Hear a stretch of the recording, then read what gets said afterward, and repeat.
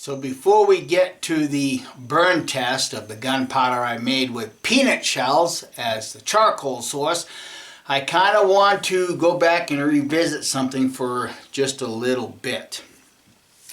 A while back I did some burn tests on the bare metal plates, and I let them set in my shop for a week, couple of weeks, and they were pretty clean. No evidence of rusting to have begun.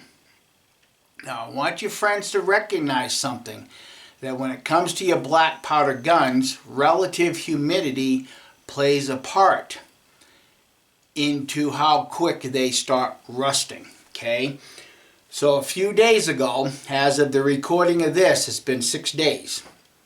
Within those 6 days, the relative humidity here in New Mexico rose dramatically, okay?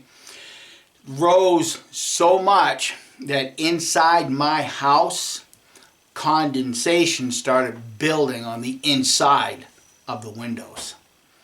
So, within that time frame, the test that I did, the burn, with the 50% acetone and the 50% water, I left those out here in my shop, and I want you to see, if you can, what has started to happen. Now I should confirm, this little dark spot right here, this is nothing more than the paint that was on the metal, okay? And so that should indicate to everybody that when I flattened these out, they didn't get perfectly flat, at least this piece. But all of those little dark circles, every single one of those is starting to rust. Okay, so if I were to leave this here for any length of time, you could see where the rust, where the pitting would be. Okay, this was the piece that I burnt with just plain water. And you can see it's starting to pit rust is what it's doing. So what I'm going to do is I'm going to make up my cleaning solution, and I'm going to coat these and let them set for a couple of minutes, and then I'm going to go to cleaning them and see if this cleaning solution will clean that off. Stay tuned. And even today, you guys can see the humidity is going to be high. Okay. So when it comes to your black powder guns, make sure that you clean them before they begin to rust. And usually it's within a day or two for me. So before all the ink gets cleaned off, you'll know which one was the 50% acetone and the 50% water. If you guys can kind of see already, it's eating away some of that rust. And it's only been just a couple of seconds. So let me give it about a minute or two, and then turn the camera back on, and I'm going to go to scrubbing with a soft toothbrush and see what it looks like. So I decided to forego the toothbrush because when we normally clean our muzzle loading barrels and things like that, we usually use a wire brush. So let's see what it does.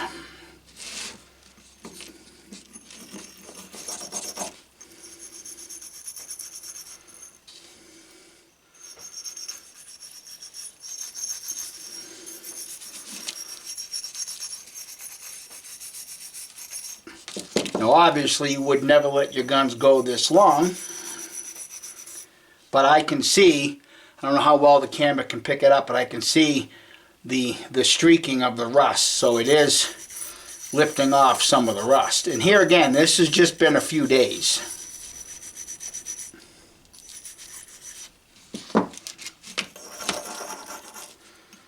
Okay. Alright, I'm going to wipe these off and have a closer look. Let's see here. Use this rag.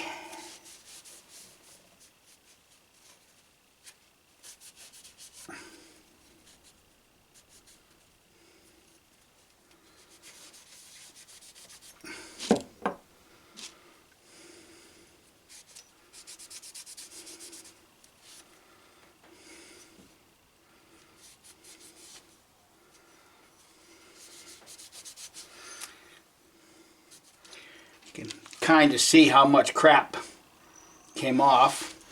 But what do the pieces look like close up? But let me get the camera repositioned, a little bit of light, and we'll look at them closer.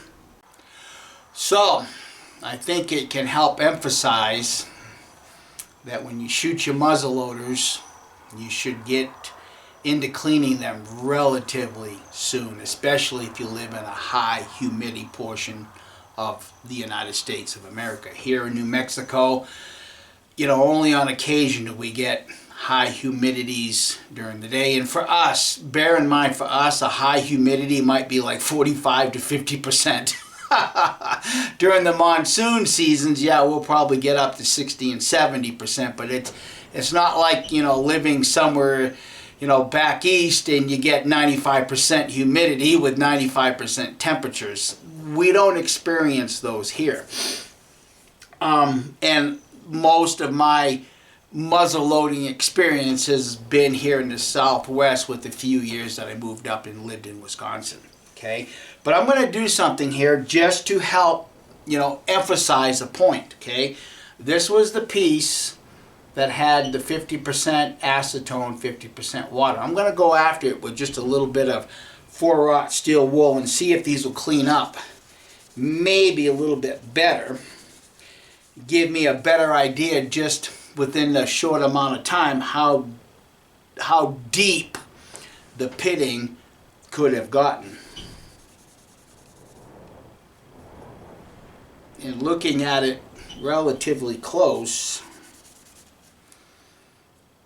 at this point I would conclude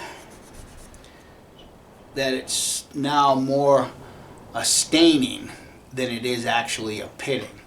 But obviously you guys well know that, you know, the longer you let these set unclean, the more damage that's going to be done. But yeah, looking at this at this point, it looks more of a stain. I'm going to do the piece a little bit with the steel wool.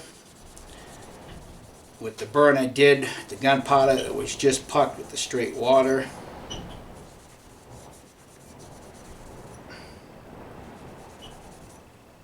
And again, it looks like it's just a staining.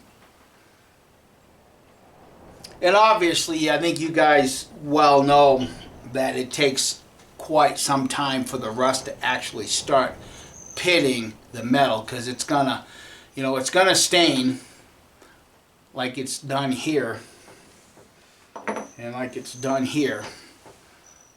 But from what I can tell, my judgment is it's not actually pitting at this point.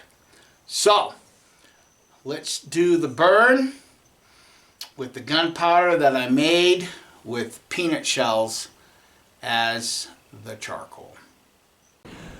Alright, before we test burn this gunpowder that's been made with peanut shells as the carbon source, just want to remind you, friends, that anything that you do or see in this channel and you try to duplicate, you do this at your own risk.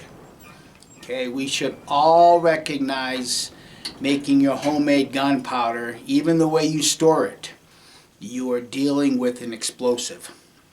So please take every precaution possible. If any of this makes you uncomfortable, then don't do it. Okay? Alright, I've got 40 grains of this gunpowder on that square plate of metal. I'm going to light the blowtorch and we'll see how well it burns. And to remain consistent, I'm going to take the same 40 grains and run it on a straight line on that board, and we'll see how that burns at that time.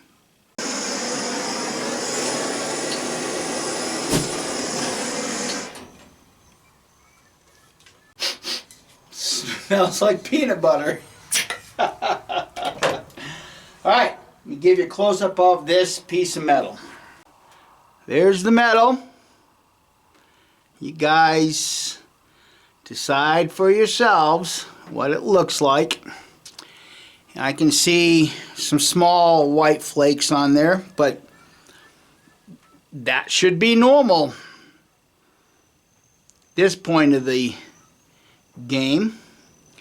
Yeah, I left some smoke residue behind. I think you can see that for yourselves. And this was pucked with 50% water, 50% alcohol. So I'm going to get reset up and we'll try the straight line burn.